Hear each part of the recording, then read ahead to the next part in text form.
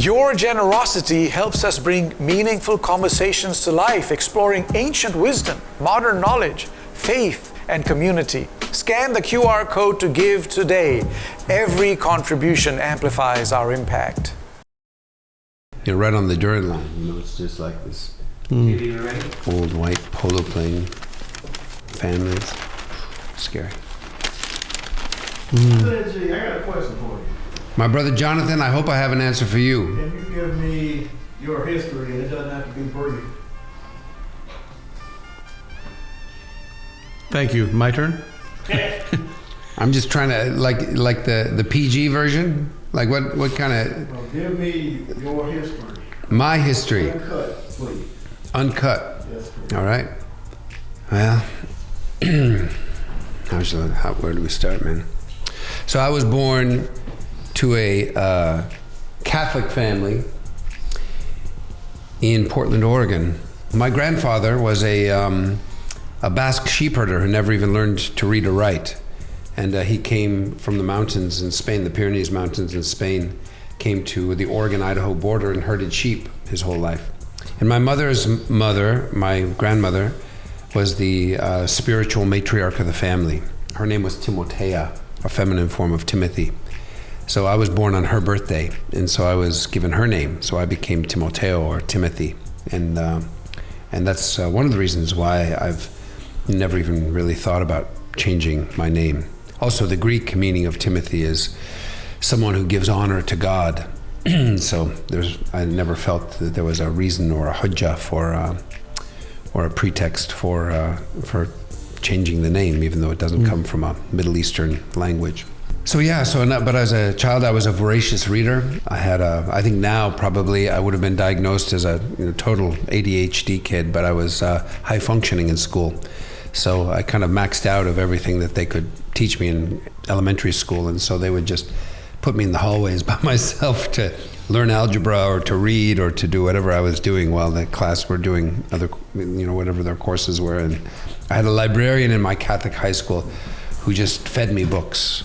She realized that I was a hungry mind, and I was always very interested in religion, and I was always very convinced, and I always knew that my destiny, my path would take me far away from Portland, and indeed that came to pass. My first Arabic was taught to me by a Jewish teacher in our Catholic high school, green-eyed Ashkenazi Jewish teacher, Lou Schoenberg, who is a kind of a hippie of sorts. And when he was younger, he had wandered the world barefoot for 10 years and done the whole kind of hippie thing.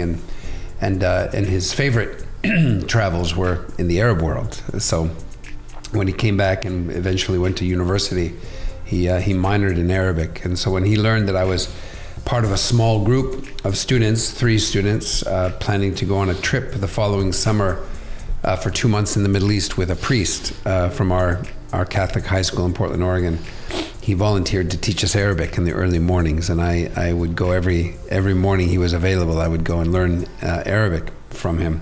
And so when I landed in Cairo at 17, this was 1982, I was when I landed in Cairo with 2 other students and this priest for this educational trip that would last 2 months and would take us through Egypt and Israel, Palestine, and through the Greek islands on our way to Turkey. And we flying home from Istanbul.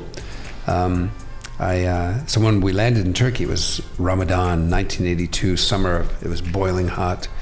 But every morning, while my companions slept, I would wake up at Fajr time and just go out on the streets of Cairo by myself, wandering the streets of Cairo and using all 50 words of Arabic and coming home with like 80 words or whatever, because the Egyptians were so lovely and so welcoming and so enthusiastic to hear their language even badly said, badly spoken on the tongue of a foreigner. And so a seed was planted, and so we traveled through Egypt and we traveled through Israel, Palestine, and I knew nothing about the region. I was really politically extremely ignorant about the region. I'd taken some courses and read some books about the religions, right? And so had some basic understanding of Islam and Judaism and of course Christianity. But politically I had no idea. I had no idea that Israel had invaded Lebanon that summer, and that terrible things were happening at Sabra and Shatila and the Palestinian camps in Lebanon. and in Beirut, outside of Beirut. But we did see the highways of northern Israel lined with armored personnel carriers ready to go into Lebanon. But we had no idea. I had no idea what any of that was about. So as time unfolded, I was thinking very seriously about becoming a priest or a monk in a Trappist monastery. I used to go for retreats even as a teenager to the Trappist community, Thomas Merton's community. So I spent a lot of time in silence, a lot of time in nature.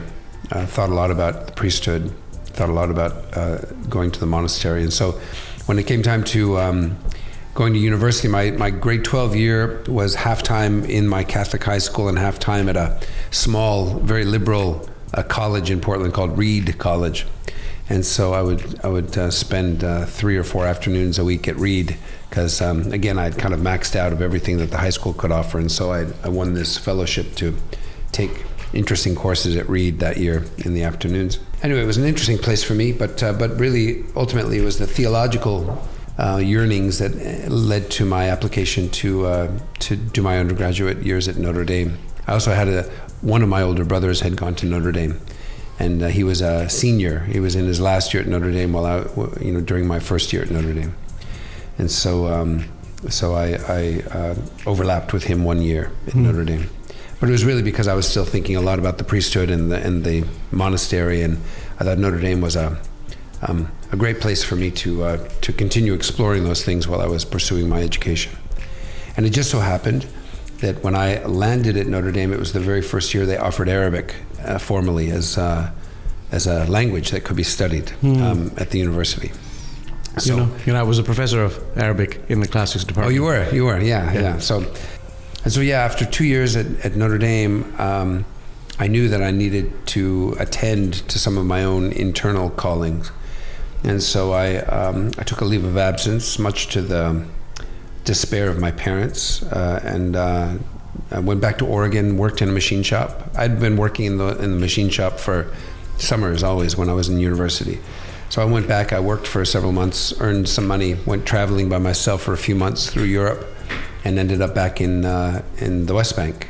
This is such a fascinating life story, and you say it so casually. No, it's just I've been living with it. Ended up back in the West Bank. After 2 years at Notre Dame, I was back in the West Bank, and at Notre Dame I was just going to go, and Father Hesburgh told me that the president of Notre Dame at the time told me that Notre Dame had just established a foreign study opportunity at Tantour, this interreligious ecumenical institute in Bethlehem. So he said, why don't you just go there? So I was part of the very first student group. And so living in the West Bank, I became more educated about the political situation of the Middle East. I became more sensitized to the plight of the Palestinian people, learned Arabic, took several courses, both in Judaism and in Islam. And I decided, smoking a cigarette on the rooftop of Tantour, I decided that whatever else this calling had in store for me, and this path had in store for me, it had to include these people, and had to include this language and this part of the world. So I decided to go back to Notre Dame, finish 2 years. I finished, and after, and I was allowed to do something which was very innovative for the program of liberal studies at that time, and that is I was allowed to write my senior essay, our mini thesis, on an Islamic topic. And so I wrote on the relationship between intellect and imagination in the mind of the prophet philosopher king, in Al-Farabi's book of the principles of the people of the ideal city, Kitab Mabadi Ara Ahl al-Madinat al-Fadila.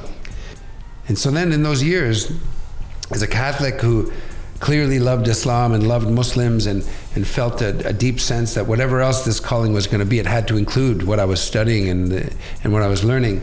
I, of course, went back to the Middle East many more times, and my Arabic was always improving, and at one point, even as a Catholic, I was studying in the College of Sharia at the University of Jordan, the Kulliyat al-Sharia, as a Catholic, doing graduate courses in Ulum al-Hadith and Ulum al-Quran, and in their Islamic studies formation. So I was the only non-Arabic, non-native speaker there, and I was the only non-Muslim there. and I had this wonderful educational experience there. Somehow it just didn't feel right for me to give in, to indulge myself, or just sort of give in, even though Islam was clearly already had become much more than just an academic love and preoccupation. So while this was going on, of course, I was having dreams. I would wake up in the morning having done the Islamic prayer in my sleep, and even before I knew how to make the Islamic prayer. And all these signs were all around me. But of course, I didn't have a spiritual director. I wasn't in therapy, so I didn't have anyone who would really say, oh, well, clearly something's going on here. And eventually I was back in the Middle East, and I was already at this point, I had taught myself how to pray, and so I was just sort of praying on my own in my little room in Jordan. And one Friday, it was Friday prayers, and I thought, well, maybe I'll just go to Friday prayers and see what it's like. So I went to Friday prayers, and of course there were a lot of bearded men there, and nobody really noticed me. And I came home thinking, oh, well, that's not so scary. And so then I just gradually kind of came out of the closet little by little with the fact that this was. Was there something, a sense that you were scared or intimidated by something? No, I knew that there would be massive family fallout, because I was kind of always the family priest for weddings and funerals. I was kind of the person that was looked to in the family as being the person who facilitated those things. And I knew that there would be family fallout for those and other reasons. And so I tried very hard to keep my eccentricity in check. But eventually it was too much for me to keep hidden. When you eventually took the step and embraced Islam, was there a fallout? Yes. Yeah, there was a divorce, and there was a massive fallout. Yeah, yeah. So I was alone.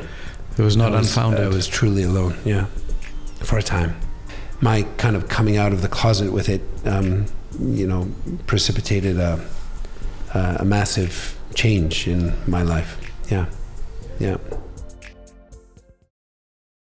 The mission and vision of the American Islamic College, to me, pretty much now synonymous with the work. I believe in the transformative power of education, and not just education that is informative, but in education that is transformative, education that really changes how we live. But I think that the Muslims of America need a place that they can come as a Muslim space. This is their space. It belongs to them.